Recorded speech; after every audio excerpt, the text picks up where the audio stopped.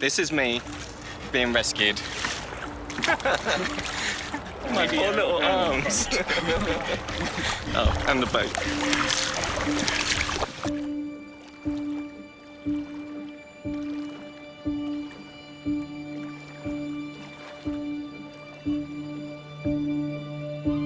So we haven't been able to get permission from the French Coastguard. Really, we're looking at Ireland, but that's about 70 miles across, so that's quite a way if you go from North Wales across to Dublin. And if you look at other options like the Channel Islands or the Isles of Scilly or any crossing of water, really, it's quite a lot of miles. So we've got a few things to think about.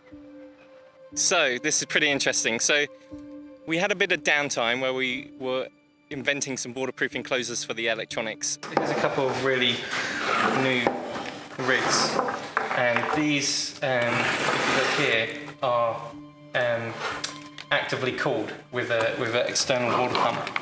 So, I mean, this is pretty robust. This is what we've been working on in the test tanks. But yeah, a lot more compact, actively cooled instead of passively cooled, which is what we were doing before. Yeah. And yeah, I mean, these motors are just so powerful and high torque, and I think a smaller jet drive with a smaller motor will just increase the efficiencies.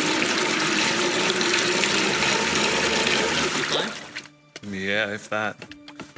This thing's mental.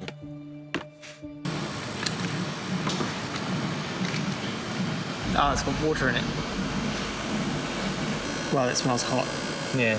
Nope.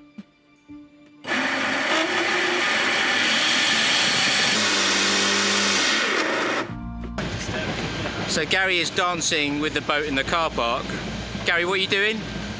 We're changing the compass orientation to see whether the steering is changing in relation to where we're moving. Fantastic. So, It takes about 1.5 seconds.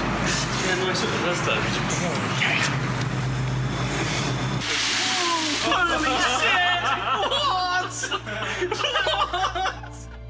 So Gary was up late into the night, finishing off the first prototype of the jet drive boat, and now it was time for testing.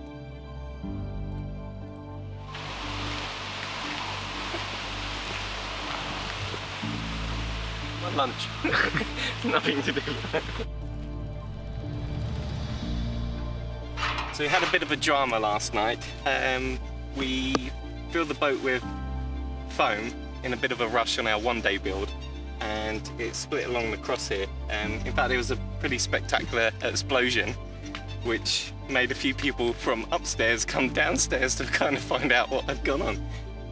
So we spent quite a long time last night trying to, gaffer tape it back together, and now we're going to get it out on the boat, out on the river even.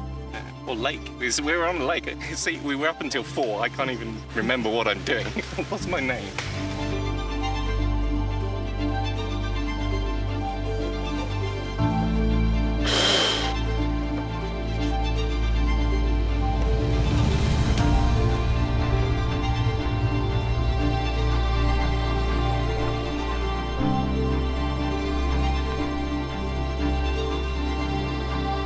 So here we are. We spent 4 days last week designing a jet drive for the boat because we had some downtime while we were sorting out the waterproof electronics.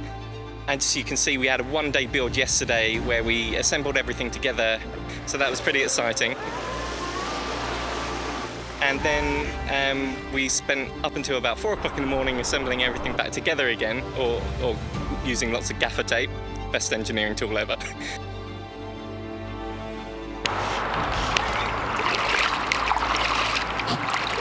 Not doing anything.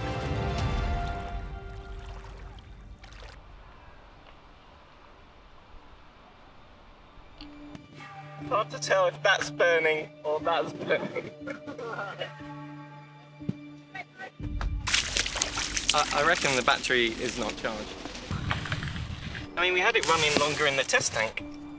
Let's go and see if we can get the recovery boat. Put the boat in the river today.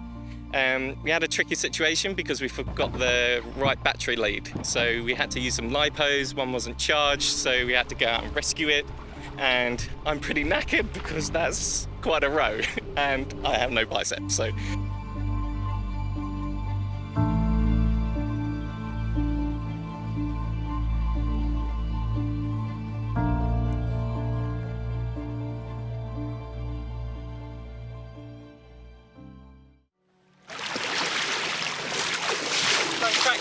won't crack.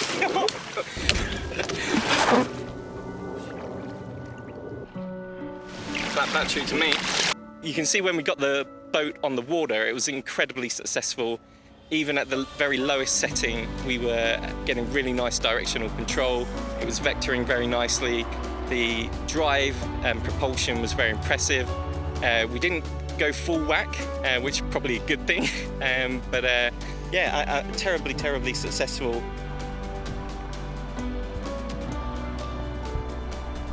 And I'm pretty sure that's going faster than the other boat. And that's 30. That's 40. 55. 60. And as you can see, incredibly responsive. Okay?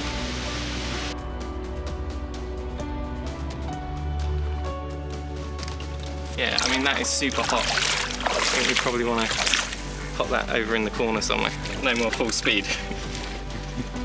I'm really looking forward to seeing if we can repair this enough so that we can get it on the sea on Tuesday, but there's only a few days left to go for that. And like I say, this was just the prototype, and it would be nice to migrate onto this one now, but I'm not entirely sure we have time. So I think it's crunch time, and you know, that's why we work at a Hackspace, because we're going to hack it together, hopefully.